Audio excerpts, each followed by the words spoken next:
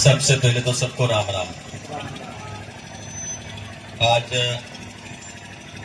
विश्व आदिवासी दिवस के इस अवसर पर आप सबको और सम्मानित मंच को मेरी ओर से शुभकामना देता हूं और दूर दराज के भाइयों बहनों युवा मित्रों, सारे वक्ताओं ने एक ही बात कही, मैं भी वही कहूं तो अच्छा लगता नहीं है, लेकिन कुछ बातें कही, उन्हीं बातों में से कुछ बातें निकालना चाहूंगा।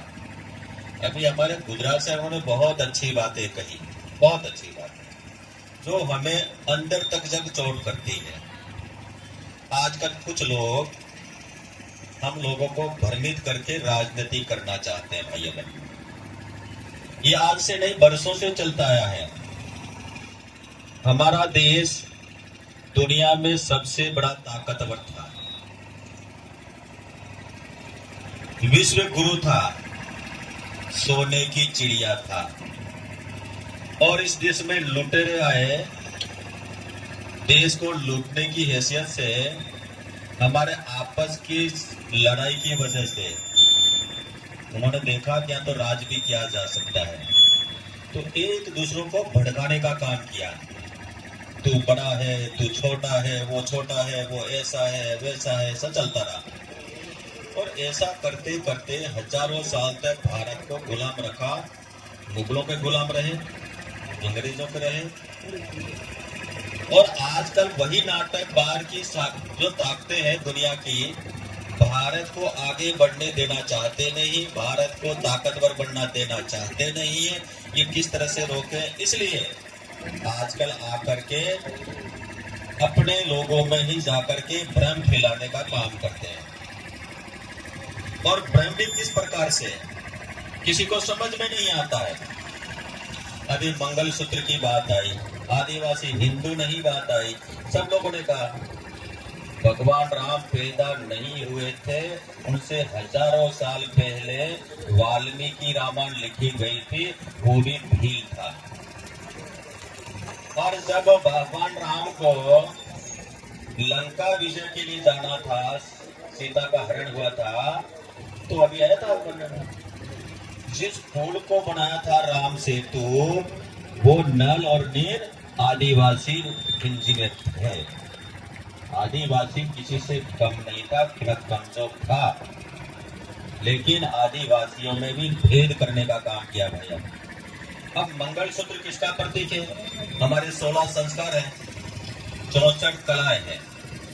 अगर किसी ने जिंदा रखी है आदिवासी अपने हिंदू सनातन संस्कृति को, वो रखी है इस आदिवासी ने रखी है। भाइयों बहनों, आदिवासी ने रखी है। अगर आप शहर में जाओगे तो कोई मेहमान आएगा तो कहेगा भैया आप चाय पीना बैठना, मैं अपने धंधे पे जा रहा हूँ। मेहमान का भी कदर नहीं करेगा।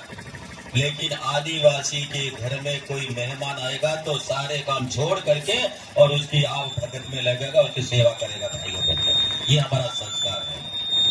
मंगलसूत्र कोई विधवा पहनती है क्या? कोई कुंवारी पहनती है क्या? ये हम इसको थोड़ा कम करो भैया, इसको थोड़ा ठीक करो। ये सुहाग का प्रतीक है। अगर किसी ने मांग में सिंदूर भरा, इसका मतलब ये शादीशुदा औरत है। उसकी तरफ आंख उठा के कोई नहीं देखता, क्योंकि ये कुंवारी नहीं है। अगर मंगलसूत्र तो मानते हैं ये शादीशुदा है, ये कुंवारे नहीं है, ये हमारा है संस्कार है। भाइयों बहनों, उसको कहते हैं ये छोड़ दो। अगर ये छोड़ दो, धीरे धीरे कहेंगे कि राम भी नहीं मानते हैं, हमारे पूर्वजों के द्वारा विरासत वो भी नहीं मानेंगे। हमारी पहचान होती है तो कहते हैं कौन सी देवी को मानता है? कोई कहेगा अम्बा को मानता हूँ, कोई चामुंडा को मानता हूँ। इससे हमारे कुल की पहचान होती है। मैं फलानी देवी को मानने वाला हूँ, इससे हमारी पहचान होती है। उसको भी भुला देंगे। और अगर आपकी कुल देवी भूल गए, आपके देवी देव का भूल गए, और लंबे समय के बाद इस पीढ़ी से कोई पूछेगा कि तू कौन सा आदिवासी, तो बता पाएगा क्या? मैं फलाना आदिवासी बता पाएगा क्या? नहीं बता पाएगा, वो भूल जाएगा, वो भटका हुआ हो जाएगा। और जब भटका हुआ हो जाएगा तो व्यक्ति किसी भी प्रकार उसका उपयोग ले सकता है, आपके खिलाफ भी भड़का करके आपको आपस में लड़ने का काम कर सकता। भाइयों बहनों, इससे हमको सावधान रहना पड़ेगा। अंग्रेज आने के बाद अंग्रेजी की नीति थी देश पर राज करना है। अंग्रेज आए कितने थे? मुट्ठी भर आए थे, व्यापार करने के उद्देश्य से आए थे। एक दूसरे राजा को भगाया और फिर कहा कि तू उससे लड़, जीत आधा तेरों को देंगे, आधा मैं लूंगा, और फिर उसके खिलाफ भड़काया, उससे लड़ना शुरू किया। अब आपको वो जब भी लड़ते थे, इधर मरे उधर मरे, भारतीय मरता था वो तो दूर से देखते थे। भाइयों बहनों, भारतीय मरता था। यही नीति अभी आई है, यही नीति अभी इनके पीछे बहुत बड़ी ताकतें काम कर रही है। दुनिया भर से पैसा आ रहा है, विदेशों से पैसा आ रहा है। उस पैसों को दे करके इसको बराबर से इनको भड़काने का काम ये कर रहे भाइयों बहनों। अब ये लोग कह रहे हैं कि हम हिंदू नहीं, आपके हम हिंदू हैं।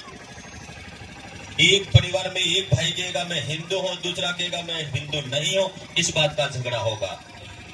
आदिवासियों से आपस में लड़ाने का धंधा ये करेंगे भाइयों बहनों, और कहेंगे वो तो दूर से देखेंगे, इधर मरे उधर मरे, आदिवासी मरेगा, ये स्थिति पैदा करने जा रहे हैं। इसको भी हमको समझना पड़ेगा भाइयों बहनों। अब ये बातें तो बहुत हो गई।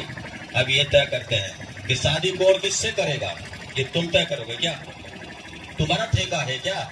हम शादी किससे करेंगे वो समाज तय करेगा। वो कहेंगे नहीं, हम कहेंगे वहां शादी करोगे। ये धंधा भी नहीं चलने वाला भाइयों बहनों। अब दूसरी बात में सरकार की, क्योंकि मैं सरकार का मंत्री हूँ, आपका कर्जदार हूँ, आपके एहसान से मैं 4 बार एमएलए बना हूँ, और इस बार राज्य सरकार में मुझे मंत्री बनने का अवसर मिला है। मैं आपको भरोसा दिलाता हूँ भाइयों बहनों, यह बहुत बड़ी संख्या में युवा बैठा है।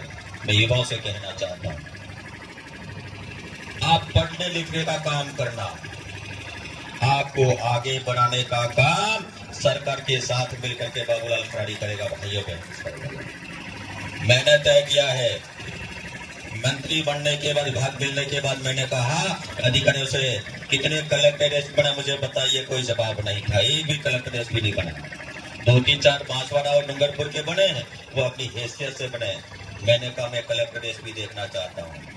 अभी मैंने तय किया है 50 लड़के और 50 लड़कियों को आईएएस की तैयारी कराऊंगा, आईपीएस की तैयारी कराऊंगा भाइयों बहनों में कराऊंगा।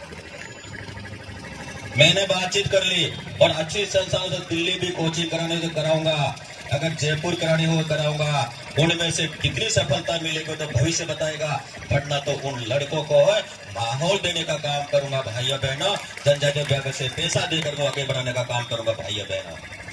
आप में से कोई भी किसी प्रकार की कोचिंग करना चाहते हैं, आपके मेरिट के आधार पर हम चयन करेंगे। आपको उदयपुर में कोचिंग कराएंगे, उसके बाद में कोटा कराएंगे, आपको जयपुर कराएंगे, आपके खाने से लगा करके पीने से लगा, कपड़े से लगा, रहने से लगा, लट्टे तक सारा हम देंगे भाइयों बहनों। आपको आगे बढ़ाने का काम करेंगे भाइयों बहनों। ये काम हमने कम काम किया क्या? आज यहाँ पर कई लोग सरपंच हैं, प्रधान भी है, नहीं होंगे तो घर होंगे। अगर सरपंच और प्रधान और प्रमुख बनाने के अगर राज का अधिकार किसी ने दिया, उसका नाम है 1995 में भैरू सिंह शेखावत ने कानून बना करके, और कुर्सी का अधिकार हमको दिया भाइयों बहनों। बाकी पहले कोई सेठ साहूकार सरपंच बनता था, सेठ साहूकार कोई प्रधान बनता था, हमको तो वार्ड पंच के लिए भी कोई पूछता नहीं था।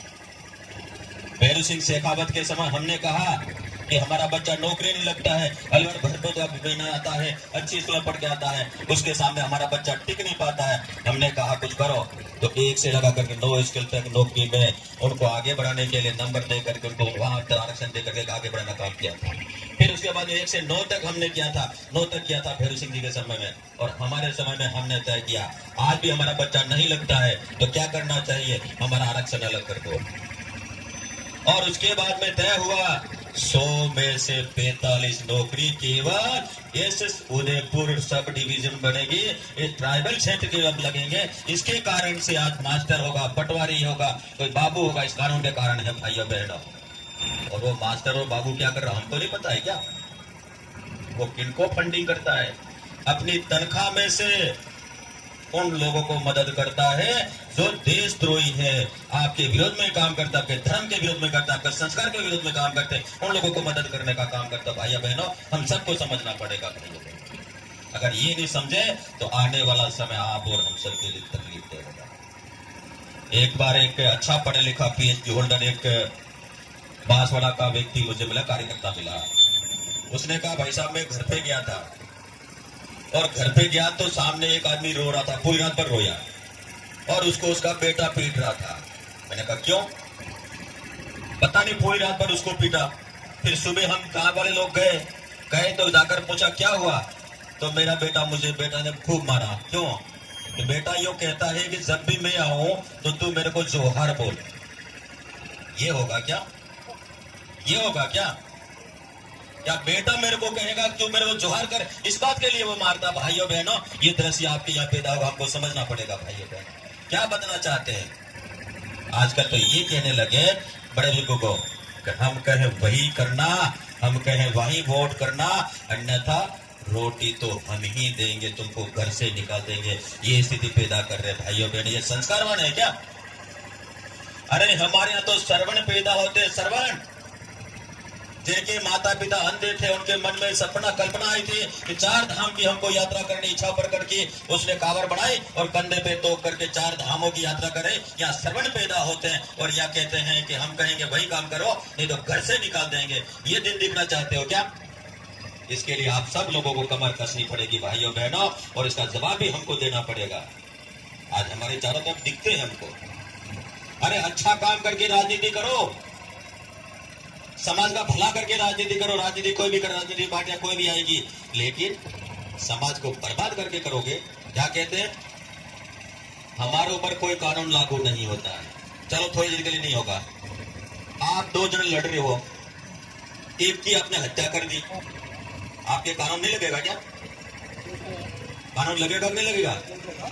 और नहीं लगेगा तो दूसरे को और मार देगा, तीसरे को और मार देगा। उसको ताकत है ना, वो तो गरीब आदमियों को मारता, यही चलेगा क्या? अरे कानून अपना काम करेगा। इसी के कारण से आजकल पत्थरबाज पैदा हो गए भाइयों बहनों, पत्थरबाज पैदा हो गए हैं। वो कहते हैं हमें IPC लगती नहीं, कोई धारा लगनी नहीं है तो लूटपाट करो। क्या आदिवासी लूटपाट कर खाने वाला समाज है क्या? अरे आदिवासी ने तो जमीन का पेट फाड़ कर कमा करके अपने बच्चों को लाया है और औरों को खिलाया। भाइयों बहनों, बहुत ताकत हम में। हमने किसी भी, अगर पुराने लोग किसी को भी आप जाके ना किसी को पूछना, वो उसके सामने कोई मुफ्त में कोई चीज लेता तो वो कभी भी हाथ नहीं फैला, नहीं मुफ्त की चीज में नहीं लूंगा। ये आदिवासी में संस्कार था। आज तो क्या स्थिति हो गई? ये स्थिति है कि सारी स्थिति से हमको समझ पड़ेगा। जहां तक एक मुझे कहा कि तुमराज बावसी की बात कही, हमने महाराणा प्रताप सर्किट बना करके जितने भी देव स्थान हैं उन सबका हम डेवलप करेंगे भाइयों बहनों, उन सबका विकास करेंगे भाइयों बहनों। आइए हमारे मठ मंदिर ये संस्कार केंद्र है, वहां जाने से हमको संस्कार मिलता है, हमको विनम्र प्राप्त होती है, हम विनम्र होते हैं भाइयों बहनों, वहां हमको संस्कार मिलता है। इसलिए काम अच्छा विकास करके और वो अच्छे करके ठीक ठाक करके रखेंगे भाइयों बहनों। ये काम भी सरकार करेगी। आप मुझे बताइए, आपको किसी भी प्रकार की समस्या नहीं छोड़ेंगे। हमने भी तय किया है, हमारे विद्यालय में मास्टर नहीं है, अब मास्टर लाने का काम भी हम करेंगे भाइयों बहनों। मैंने कहा है सरकार से कि आप जितने भी शहरों में उनको सबको गाँव में भेजिए, क्योंकि गाँव में जरूरत है, शहरों में जरूरत नहीं मास्टरों की। जहां भी सरपले से उनको गाँव में लाएंगे भाइयों बहनों। आपकी स्कूल खराब है, आपकी स्कूल ठीक नहीं है, एक स्कूल को ठीक करके एक अच्छा स्कूल हो सके, ऐसा हम प्रयास करेंगे भाइयों बहनों। आपके यहाँ आंगनबाड़ी आपके ठीक नहीं, उनको भी आंगनबाड़ी को ठीक करने का ध्यान लेके करेंगे। और एक विद्यालय को, एक आंगनबाड़ी को, एक महाबाड़ी को एक दिखता लगेगा कि शिक्षा केंद्र ऐसा बना के आपके सामने ला के रखने का काम करेंगे भाइयों बहनों। आप हमें बताने का काम करना। मैं पूरा सरकार से प्रयास करके जितना आपके लिए ला सकता हूँ, जितनी आपकी मदद कर सकता हूँ, उतनी मदद करेंगे भाइयों बहनों। और गुणवत्तायुक्त शिक्षा मिले उसके लिए अच्छी क्वालिटी के विद्यालय भी एकलव्य मॉडर्न स्कूल यहाँ पर लाएंगे और लाएंगे और मास्टर भी लाएंगे। और अभी हॉस्टलों में हमने तय कर दिया, हॉस्टलों में ठीक से पढ़ाई हो, हॉस्टल ठीक से हो, खाना पीना ठीक मिले। पहले तो होता क्या था, आता था वो किसी और की जगह चला जाता है। मैंने तय किया मैं प्रत्येक हॉस्टल में CCTV कैमरे लगाऊंगा, CCTV कैमरे लगाऊंगा, ताकि वहां की गतिविधियों का हमको ध्यान रहेगा। हमारा जो गोदाम है वहां पर भी लगाएंगे ताकि माल आता है वो भी पता लगेगा और वहां से निकलेगा तो भी पता लगेगा। भाइयों बहनों, ये भी हमने तय करेंगे। अब जैसे हमारे चद्दर आती थी, वो आती थी, पहले क्या होता था, उस पर कुछ नहीं होता। अब मैंने तय किया जनजाति विभाग का लोगो लगेगा, उसके बाद में कहीं बिकेगा तो भी पता लगेगा, कहीं जाएगा भी तब पता लगेगा, उस बच्चे से लगेगा। भैया ये हमने तय किया। जितना सामान बच्चे को आता है बच्चे को मिलेगा, जिस प्रकार का अच्छा भोजन मिलना चाहिए उस बच्चे का अच्छा भोजन हम बच्चे को देंगे, तभी जाकर के बच्चे की बुद्धि ठीक होगी, और बुद्धि ठीक होगी तभी जाकर के बच्चा कलेक्टर एसपी बनेगा। भाइयों बहनों, वो भी प्रबंध में करना चाहूंगा। मेरे हार्दिक इच्छा है भाइयों बहनों, इसके लिए मैं व्यवस्था करूंगा। आपको कहीं हमारे हॉस्टल में कमियां लगे, आप मेरे फोन पे बता दीजिए, उसी समय उनको ठीक करने का काम दूसरों को नहीं खाने दूंगा। उन बच्चों का है, बच्चों को ही खिलाऊंगा ताकि बच्चा अच्छा पौष्टिक आहार खा करके अच्छा बच्चा होगा तो आगे बढ़ेगा। भाइयों बहनों, ये काम भी हम करेंगे। इसलिए आप सब लोग बड़ी देरी से आए हैं, बैठे हैं, हम सबको सुना है, लेकिन हमको आदिवासी से आदिवासी को लड़ना नहीं है। लोग तो लड़ना चाहेंगे। अगर उनमें कोई कमी खामी है तो हम उनको जवाब देंगे, भैया रुक जा, अभी तेरे को समझ नहीं है, समझ आएगा तब समझ लेना, आने वाली पीढ़ी को बर्बाद मत कर। ये हमको अगर हम लड़ने लगे तो वो तो चाहते हैं कि लड़े, इधर मरे उधर मरे, आदिवासी मरे, हम तो देखेंगे। अपनी दुश्मनी को और पैदा करना चाहते, ज्यादा बढ़ाना चाहते हैं। और सोशल मीडिया पे जवाब दीजिए आप। ये लोग केवल सोशल मीडिया पे पूरा वो नेटवर्क चलाते हैं, सोशल मीडिया पे चुनाव जीत जाते हैं। इस तरह से राजनीति होगी क्या? और एक बात कह के मेरी बात खत्म करूंगा। भाइयों बहनों, अगर आदिवासी की भलाई की बात करते हैं, राजकुमार रोड को जाके देख आना। 5 साल का एमएलए, आलीशान हवा महल बना हुआ। भाइयों बहनों, कौन से खेत में पैदा किया है राजकुमार रोड, बता। तेरे में ताकत है तो। मैं 4 बार का एमएलए हूं, मैं मकान बना नहीं पाया हूं। 3 करोड़ का मकान है, 3 करोड़ का। उन्होंने होटलें खरीदी है, माइन से खरीदी है। अरे 5 साल में कौन से खेत में तेने पैसा पैदा किया तो बता। आदिवासी नाम से लूट खाने वाला, ये बता हमको। ये केवल लूटने के लिए आए भाइयों बहनों। आप क्या करना, आपका उपयोग करके और केवल पढ़ करके ये पैसा कमा करके ये करोड़पति बनना चाहते हैं। ये भंवरलाल और ये सारे इनके बच्चों को पूछना, कोई भी जाता पत्थर मारने, कोई जाता है हड़दंग करने के लिए, कोई नहीं जाता है। इनके बच्चे, भंवरलाल की बच्ची अजमेर में एमबीबीएस कर रही है, और के बच्चे भी बाहर पढ़ रहे होंगे। ये तो गरीब के बच्चों कह दिया, वो पढ़ लिखे नहीं, आगे नहीं बढ़े, ताकि इसको पत्थर मारने के लिए उपयोग करें। इसलिए आपको भड़का रहे भाइयों बहनों, ये भी हमको समझना पड़ेगा। उनके बच्चे तो कलेक्टर बनना चाहिए, एक गरीब का बच्चा पत्थर मार पैदा हो और वो नौकरी भी नहीं करे और जिंदगी भर वो यही धंधा करता रहे, इसका उपयोग करेंगे। ये इनका उद्देश्य भाइयों बहन, उनको समझ करके हमको जवाब भी देना पड़ेगा। आपस में लड़ना भी नहीं है, क्योंकि लड़ेंगे तो हमारे ही भाई है। उनको समझा करके आगे बढ़ेंगे। आप सब लोग आए, क्योंकि मेरे को यहाँ आज आना नहीं था, हिम्मत ही नहीं, इसलिए क्या, क्योंकि कल हमारे एक विधायक की आकस्मिक मौत हो गई। फिर ये कहा कि स्वागत करें, मैंने कहा स्वागत मत करना, लेकिन आपका प्यार था, मुझे भी रहा नहीं गया। भाइयों बहनों, जैसे याद मेरे भाइयों के बीच में मिल जाऊंगा, 2 मिनट भी उनके बीच में बैठूंगा, इसलिए आपके बीच आऊं। आपका बहुत बहुत धन्यवाद, आपका आभार। जय भारत। सौगंध मुझे इस कोटड़ा की मिट्टी का, संकल्प इस कोटड़ा की मिट्टी का। अब कोटड़ा